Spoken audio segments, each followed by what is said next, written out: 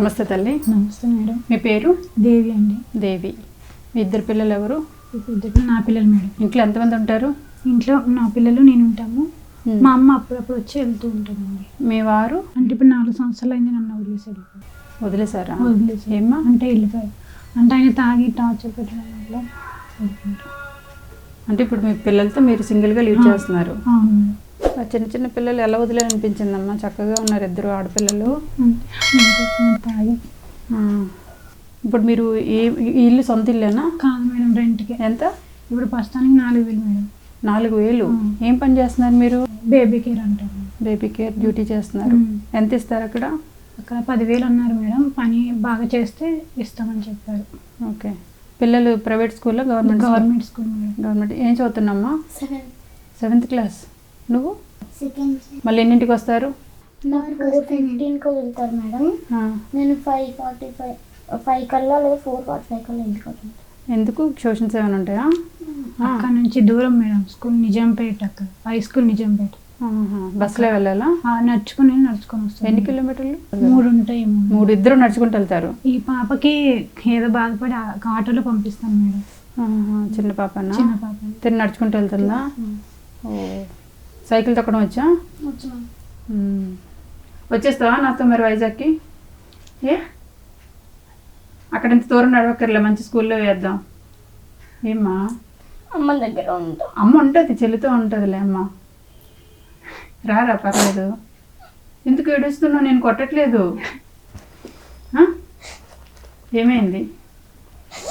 అమ్మ రోజులు ఉండలేను.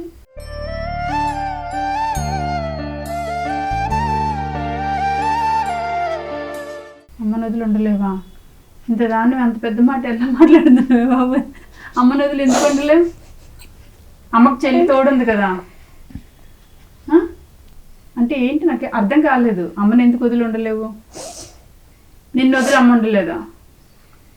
అమ్మ నన్ను చిన్నోళ్ళు ఉండలేను. ఏమ్మా, ఎందుకనరా? మేమంటే అమ్మ చాలా ఇష్టం. ఎలా తెలుసు నీకు ఇష్టమని? అమ్మమ్మకి ఏ కష్టం రాకుండా చూసుకుంటున్నాం ఎప్పుడు. ఏ కష్టం వస్తే నేను చూసుకుంది?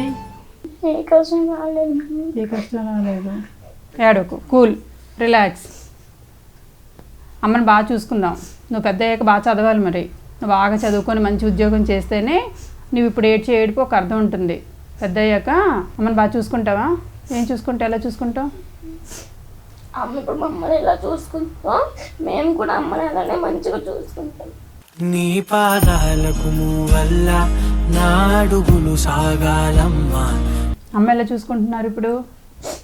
మేము అడిగితే డబ్బులున్నా లేకపోయినా కొంటుంది. నీ పెదవుల చిరునవ్వుల్లా నా ఊపిరి వెలగాలమ్మా.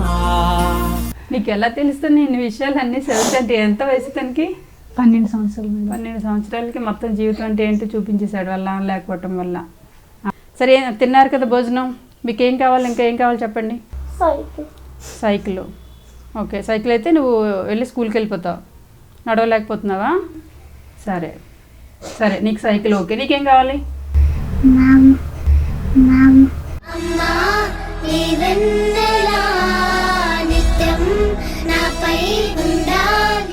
మీ అమ్మ నీకే ఇచ్చేస్తున్నాను. నేను అంత గట్టిగా పట్టేసుకోకు. సరే, ఇంకా నీకు ఇంకేం కావాలి? అమ్మ కాక ఓకే, అమ్మ నీకేలే కానీ ఇంకేం కావాలి? చదువు కావాలి. చదువుతున్నావుగా, ఆల్రెడీ స్కూల్కి వెళ్తున్నావుగా, ఇంగ్లీష్లో అటెండెన్స్ అది వేస్తున్నారుగా.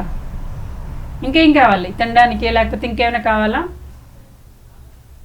సరే, టైం అప్. నీ టైం అయిపోయింది. నీకు సైకిల్ కావాలి. పాపకి సైకిల్ నాకు తెలిసి 7,000 అంతా ఉంటుంది. సైకిల్ ఓకే, నీకు డన్.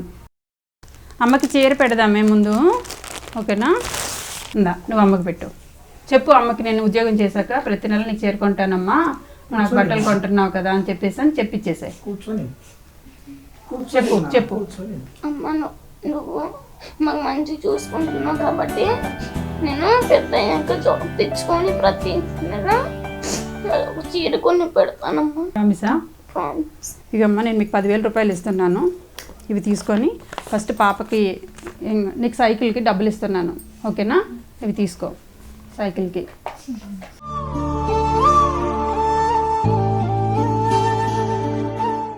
మీకు మంచి బట్టలు కూడా కొనండి, మీ పిల్లలకి బట్టలు కూడా ఏమైనా కొనండి, సరేనా? తీసుకురా తల్లి.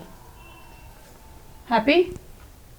వాళ్ళకి ఇప్పుడు ఏదైనా ఫుడ్ ఏదైనా తినడానికి ఇంకేమైనా కావాలనుకుంటే కనుక మంచిగా ఏదైనా పెట్టి ఇవ్వండి. రేషన్కి వాటికి నేను తేలేదు, అదే చెప్పాను కదా, వేరే పని మీద వచ్చాను, ఆ రేషన్ కొని పిల్లలకి ఇవ్వండి, సరేనా? సరే తల్లి, ఇంకా ఫర్దర్గా ఎవరైనా ఈ వీడియో చూసి నీకు హెల్ప్ చేయడానికి వస్తే తప్పకుండా మళ్ళీ నేను నీకు వచ్చి హెల్ప్ చేస్తాను.